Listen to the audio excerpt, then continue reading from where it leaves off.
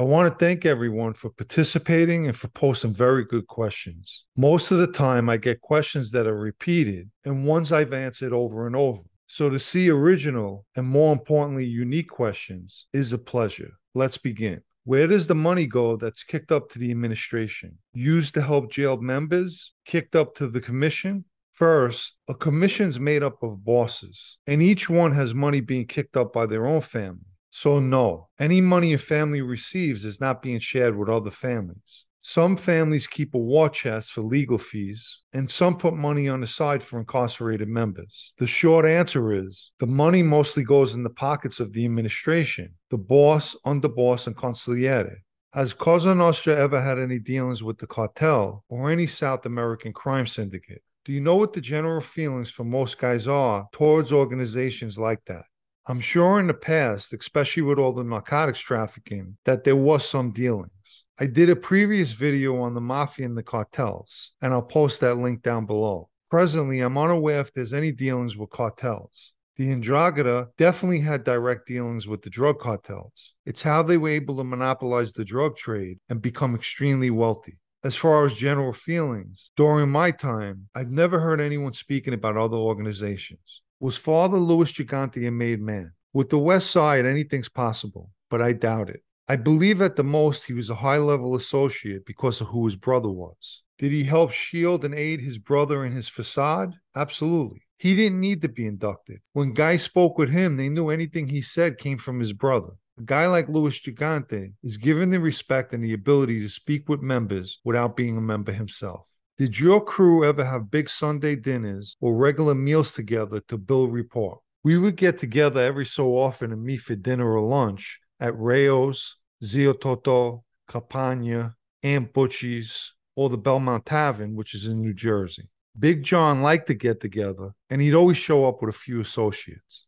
Why during the Mafia initiation to become a made man are you supposed to answer no to all the questions they ask when you obviously do know the answers? Well, to begin with, you're not answering no to all the questions. As for the questions you are answering no to, even if you know why you're there, it's a secret society and the meeting's supposed to be secret. So you respond no when asked if you know why you're there. When you're asked, do you know who this is? Whether it be a boss, acting boss, underboss, consigliere, again, even if you know, you're responding no because you were never formally introduced. I understand this makes no sense to a lot of people, but that's just the way the life goes.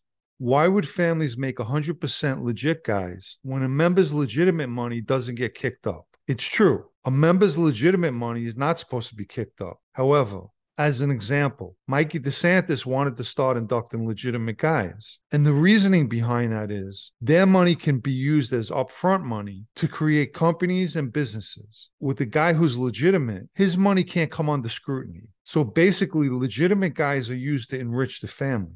Some Ticina has more than 10 guys. Is this a preference by the captain, or is that assigned by the boss of the family? For those of you who may not be familiar, a crew is sometimes referred to as a decina or a decine, which means 10 in Italian. There's no set number of men in a crew. Some crews have more than others. Ultimately, the administration will place guys in crews, so the number of those crews will always vary. Since Vic Amuso is in prison, does he approve new made members, or does the acting boss or street boss? Although the official boss, Vic is not involved in who's being inducted. Those decisions are made by the acting boss and his administration. But let's just say there's a guy away with Vic that's going home. He could absolutely send a message to have that guy inducted. Here's another question regarding Vic. At the age of 90, can he retire from the mob without harm coming to him? The answer is yes. Vic can step down anytime he wants. No one's going to question him or give him a problem over that. In fact, they'd probably welcome it. However, Vic will die a boss whether he's in prison or at home. Do you believe Gaspipe always intended to cooperate if he was caught? I personally believe he had bad intentions. I've heard of him keeping records and even going as far as asking what roles guys played on a piece of work. There's absolutely no reason to keep records in that life, unless it's records indicated in code who owes what. And records like that should be kept with a trusted, legitimate person. Back when you were in a life, did civilians really fear the Mafia? I can't find myself being scared of a 65-year-old wise guy. Naturally, in my time, the fear that civilians once had was a lot less than years ago. But you have to keep in mind, it's not the 65-year-old wise guy you necessarily need to fear, but the family behind him. Remember, they may lose the battle, but they'll win the war. Don't forget that. A lot of made guys came from normal, hardworking immigrant families. What was the reaction of family members when they found out a loved one was a made guy? I wouldn't know the reaction to what their family members felt, but I would assume there wouldn't be any celebratory parties thrown. You mentioned Blaze Carrazzo being shocked when you introduced him as a friend with the Lucchese's. What were some of the other reactions of guys from your childhood when you were introduced to them as a made guy? The only other guy who had any type of reaction was when Joey DiBenedetto introduced me to Frankie Radice, and Frankie's with the Gambinos. Afterwards, Joey said Frankie told him I've always been around them, which is similar to what Blaze said.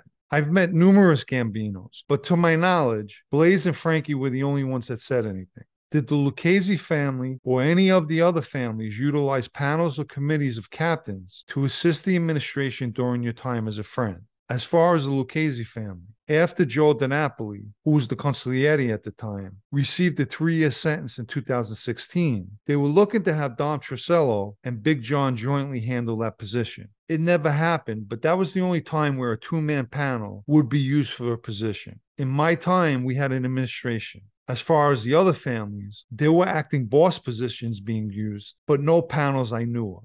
Maybe the West Side had a panel, but even their own members didn't know who was who. What was the most bizarre and unusual racket you ever heard of? The craziest thing I've ever heard of came from Crazy Sal Salome, who was with the Colombos. He told me years ago there was an area near the seaport where a lot of homosexuals used to stay. They had Sal running a game called the Razzle, and it was similar to 3-Card Monte. So since the area had a lot of homosexuals, they had Sal tie a pink silk handkerchief around his neck, which made me hysterical when he was telling me this. But the best is, to lure the people over to the game, he would yell out, "Gay ball by the pier, fellas." He said the gays loved playing the game and that they would take all their money.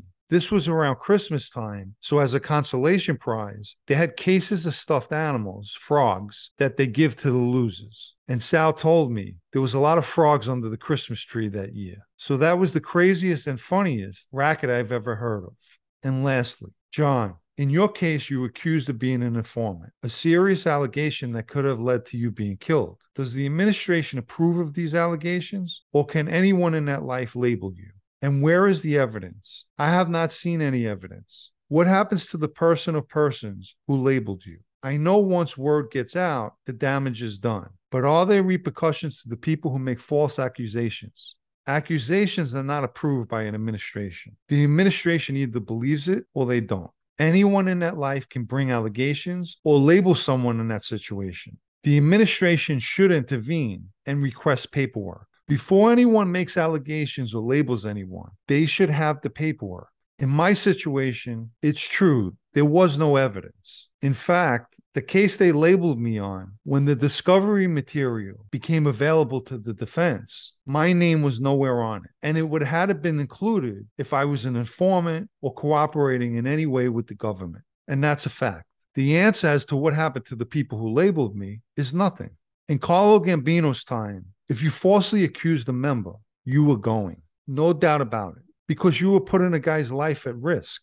I eventually found out that they knew that it was just a rumor, but the damage was done. But I had one thought at that time. In my mind, I should have picked up a newspaper or heard on the news that at least 3 people were splattered or found in the trunks of their car. But that never happened. At this point in time, I realized that that punishment would have been too easy and quick for them. The true punishment that these people face is remaining in that life. I'm free. I no longer have a boss. I'm no longer surrounded by phonies and disloyal people who live their lives by treachery and backstabbing. So they got exactly what they deserve. A life that never ends well, with no success stories to tell about.